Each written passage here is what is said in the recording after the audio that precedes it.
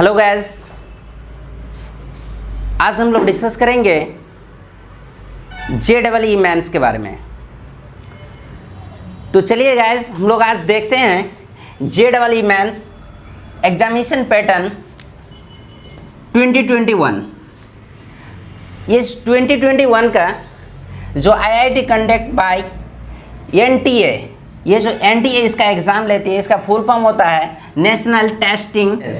इससे पहले जो यानी 2019 यानी 2019 से पहले जो एग्ज़ाम लेती थी वो CBSE वाले लेते थे, CBSE वाले लेते थे, लेकिन अभी जो ले रहे हैं वो NTA वाले ले रहे हैं। इसी के साइट पे जाके आपका इनका सारे इन्फॉर्मेशन आपको मिल जाएगी। इसीलिए आप लोग जब भी कोई चीज़ को सर्च करेंगे यानी JEE मेंस के बारे में, तो आपका साइट मिलेगा nta.com में जाके आप सर्च कर सकते हैं इसका डिटेल्स, और इसका जितना भी एग्जामिनेशन का इन्फॉर्मेशन होती है, कब कब इसका एग्ज़ाम होती है, इनका फ़ी कितना लिया जाता है, इनका एग्ज़ाम पैटर्न कितने टाइप के होते हैं, सारे डिटेल्स आपको मिल जाएगा यही NTA साइट में।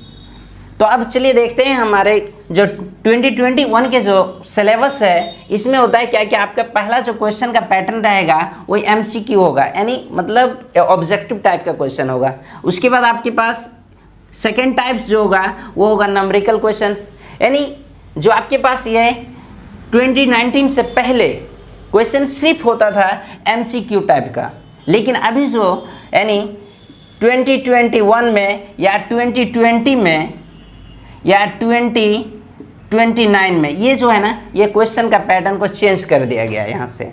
लेकिन इससे पहले जो क्वेश्चन होते थे सिर्फ MCQ के होते थे, इस जगह पे अब चेंज हो गया कि आपके पास नंबरिकल टाइप्स का क्वेश्चन आ गया। इसमें जो एग्ज़ाम होती है यानी JEE मेंस का जो एग्ज़ाम होती है, ये आपके क्या है कि every question of marks 4 marks का होता है, यानी प्रत्येक क्वेश्चन में आपको कितने मार्क्स मिलते हैं, 4 मार्क्स मिलते हैं। उसके बाद आपके पास टोटल क्वेश्चन जो होता है वो 90 क्वेश्चन पूछा जाता है। कितना? 90 क्वेश्चन आता है। ड्यूरेशन जो होता है आपके पास ये 3 आवर्स का होता है। और फॉर PWD कैटेगरी, जो PWD कैटेगरी के लोग आते हैं उनमें एक्स्ट्रा 1 घंटा की टाइम मिलती है उनको। और मीडियम जो होता है इसका इंग्लिश और हिंदी, ये दोनों मीडियम में क्वेश्चन पूछे जाते हैं। और अगर गुजराती है तो वो गुजराती में भी क्वेश्चन आता है, तो गुजराती वो सिलेक्ट कर सकते हैं। उसके बाद जो MCQ, अभी हम लोग देखेंगे 2020 का क्वेश्चन का क्या कैपेसिटी है।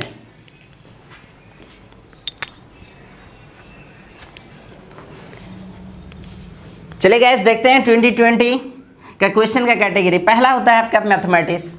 मैथमेटिक्स में आप MCQ 20 क्वेश्चन आता है, और नंबरिकल क्वेश्चन जो आता है, नंबरिकल क्वेश्चन वो 10 क्वेश्चन आता है, यानी दोनों मिला के आपके पास 30 क्वेश्चन पूछे जाते हैं। उसी तरह से फिजिक्स में भी आपके पास 20 क्वेश्चन पूछे जाते हैं, और फिर MCQ के 20 क्वेश्चन होते हैं और नंबरिकल के 10 क्वेश्चन होते हैं। फिर केमिस्ट्री में भी वही प्रोसेस है, यानी MCQ के यानी ऑब्जेक्टिव क्वेश्चन होते हैं 20, और फिर 10 क्वेश्चन होते हैं आपका नंबरिकल का होता है। अब इस जगह पे जो होती है क्या कि आपके पास 5 क्वेश्चन, यानी जो 10 क्वेश्चन है, नंबरिकल के 10 क्वेश्चन जो है उनमें से 5 क्वेश्चन का ही आपको आंसर देना है।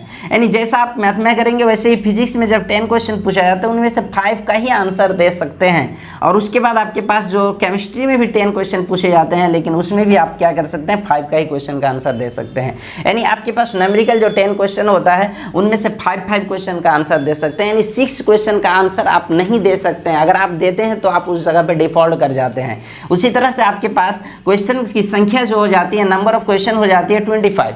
जब 25 हो जाती है तो तीनों सब्जेक्ट मिला के आपके पास 75 टोटल क्वेश्चन पूछे जाते हैं। और पर क्वेश्चन का मार्क्स होता है आपका 4 मार्क्स, और 4 मार्क्स होता है तो इसमें से आपके पास जितने भी क्वेश्चन यानी 25 का ये क्वेश्चन पे 4 मार्क्स, तो 25 में 100 मार्क्स का हो जाता है, यानी आपके टोटल नंबर हो जाता है, टोटल मार्क्स हो जाता है 300। तो इस तरह से आपके जो पैटर्न है अभी 2021 या 2021 और 2020 का, तो इस तरह का सिलेबस है। अब इस जगह पे बात होती है कि नेगेटिव मार्किंग में, जैसे ये MCQ क्वेश्चन होता है यानी ऑब्जेक्टिव में, इसमें आप 20 के 20 ही बनाना है, और इस नंबरिकल में 10 में से 5 बनाना है। तो आप ये 20 जो क्वेश्चन है आपके पास ऑब्जेक्टिव टाइप्स का, इसमें आपके पास नेगेटिव मार्क्स रहता है। नेगेटिव मार्क्स रहता है। लेकिन ये जो आपके पास है नंबरिकल वैल्यू, नंबरिकल जो क्वेश्चंस होता है, जो 5 क्वेश्चंस बनाना है, इनमें से क्या होता है कि नेगेटिव नहीं पूछा जाता, नेगेटिव नहीं मार्किंग होती है। लेकिन आप ये 20 ऑब्जेक्टिव क्वेश्चन में से अगर आप एक मिस्टेक करते हैं तो ये एक नंबर आपका निगलेक्ट कर दिया जाएगा, यानी कट जाती है। लेकिन इस 10 में से जो 5 क्वेश्चन आप बनाते हैं तो 5 क्वेश्चन में अगर 5 का 5 मिस्टेक हो जाती है आपसे, लेकिन एक भी नंबर आपका कटेगा नहीं। इसीलिए आप इसी को अच्छी तरह से समझने की कोशिश करेंगे। अब 10 में से 6 नहीं बनाना है, सिर्फ 5 ही बनाना है। अब 5 से ज़्यादा नहीं बना सकते हैं। तो ये 90 क्वेश्चन पूछा जाता है और 90 में से आपको 75 का क्वेश्चन का ही आंसर देना है, जिसमें टोटल मार्क्स हो जाता है आपके पास 300। चले गाइस हम लोग देखते हैं अब 2018 का सिलेबस। 2018 के सिलेबस जो था मैथमेटिक्स में, वही 30 क्वेश्चन आपसे 30 क्वेश्चन पूछे जाते थे। मार्क्स भी सेम था 4 मार्क्स, लेकिन इसमें टोटल मार्क्स जो हो जाता है आपके पास 120 हो जाता था। फिर उसी तरह से आपके फिजिक्स में भी 30 क्वेश्चन पूछे जाते थे, जिनमें से 4 मार्क्स का पर क्वेश्चन था, और फिर आपके पास को टोटल मार्क्स हो जाता था 120। उसके बाद केमिस्ट्री में भी वही प्रोसेस था, 30 क्वेश्चन पूछे जाते थे, और फिर यहाँ पे 4 मार्क्स एक क्वेश्चन पे था, और फिर आपके पास 120 क्वेश्चन 120 मार्क्स टोटल हो जाता था। यानी टोटल मिला के आपका 360 नंबर यानी 360 मार्क्स का क्वेश्चन पूछे जाते थे। यानी 2019 से पहले यानी 18-17 में ये प्रोसेस था जेईई मेंस का। लेकिन उसमें मार्क्स का जो है एवरी क्वेश्चन ऑफ मार्क्स वही प्रोसेस था, यानी 4 मार्क्स ही था। फिर टोटल क्वेश्चन आपके पास 90 क्वेश्चन ही पूछे जाते थे। ड्यूरेशन भी आपके पास वही 3 आवर्स का ही था, और 4 PWD कैटेगरी के लिए भी वही एक घंटा एक्स्ट्रा दिए जाते थे। मीडियम भी सेम था। लेकिन अभी इस जगह पे क्या होता है कि पहले अभी जो प्रोसेस था, पहले का जो MCQ क्वेश्चन होता था, MCQ क्वेश्चन होता था, यानी पर क्वेश्चन के आपके पास 1 मार्क्स यानी 90 क्वेश्चन होते थे, और 90 मार्क्स यानी एक क्वेश्चन पे 4 मार्क्स। और ये क्या होता था कि पर क्वेश्चन पे नेगेटिव होता था, नेगेटिव होता था। और अभी का जो क्वेश्चन का प्रोसेस है, वो जो आपके पास नंबरिकल क्वेश्चन होता है, नंबरिकल जो क्वेश्चन होता है उनमें से होता है क्या कि इनमें से आपके नेगेटिव मार्क्स नहीं होता है, यानी नो नेगेटिव मार्क्स होता है। और फिर आपके पास ये जो एग्ज़ाम कंटेंट होती है वो होती है CBT यानी टोटल जो एग्ज़ाम होगी इसका आपका होगी ऑनलाइन एग्ज़ाम होगी, यानी कंप्यूटर के द्वारा इसका एग्ज़ाम लिया जाता है। ये एग्ज़ाम जो होता है ये आपके पास 3 आवर्स का एग्ज़ाम होती है, और एग्ज़ाम लेती है CBT। अब इस सारे प्रोसेस को आप लोग अच्छी तरह से समझ चुके हैं गाइस। लेकिन अब हम लोग देखेंगे आपका जो सिलेक्शन होती है, वो सिलेक्शन होती है आपके पास रैंक बेसिक पे होती है। अब यहाँ पे जो एग्ज़ाम का एग्ज़ाम जो होती है वो एग्ज़ाम होती है यानी अप्रैल में होती है, मई में भी होती है, और जनवरी फरवरी में भी होती है। लेकिन इस बार की जो कोविड-19 को लेके इस बार जो एग्ज़ाम होते हैं, यानी 4 डेट में एग्ज़ाम लिया गया है। यानी आपका पहला एग्ज़ाम हुआ था फरवरी में, उसके बाद अप्रैल में हुआ, उसके बाद मार्च में, और फिर मई में भी एग्ज़ाम होगी ये एग्ज़ाम। अब यहाँ पे क्वेश्चन बन जाती है, स्टूडेंट सब परेशान हो जाते हैं कि सर हम लोग करें तो करें क्या, कि यानी चारों एग्ज़ाम अटेंड कर सकते हैं कि नहीं।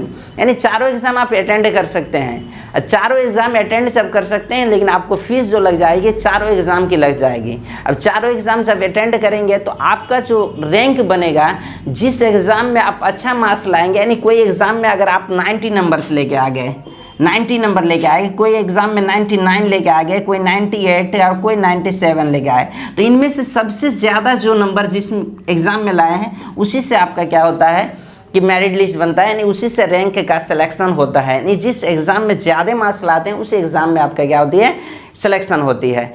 अब चारों एग्ज़ाम अटेंड कर सकते हैं, कोई 2 एग्ज़ाम भी अटेंड करते हैं। जैसे किसी का एग्ज़ाम देने के टाइम में बोर्ड की एग्ज़ाम आ जाती है, तो बोर्ड की एग्ज़ाम आ जाती है तो वो जेईई मेंस को क्या कर जाते हैं, वो छोड़ देते हैं। बोर्ड ज़्यादा इंपॉर्टेंट हो जाती है, इसीलिए अब वो जितने एग्ज़ाम को अटेंड करते हैं उतना एग्ज़ाम का क्या करते हैं, वो मार्क्स देखे जाते हैं, और जिसमें ज़्यादा मार्क्स होता है उसी पर रैंक बनता है।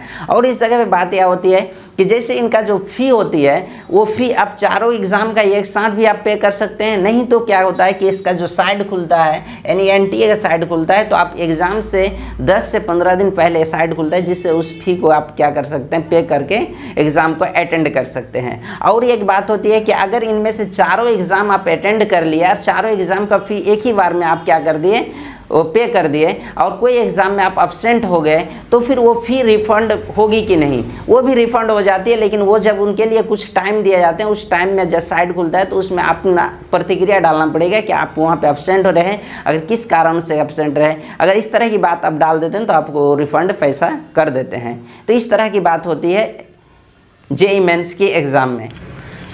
आई होप गैस मुझे उम्मीद है कि आप लोगों को 100% समझ में आ गया होगा। अगर किसी कारणवश आपको समझ में नहीं आया होगा तो आप क्या करेंगे, कमेंट बॉक्स में इसकी प्रतिक्रिया देंगे कि आपको क्या परेशानी हुई, इसको ज़रूर बताएंगे और अपने दोस्तों में ज़रूर शेयर करेंगे। दोस्त, थैंक यू।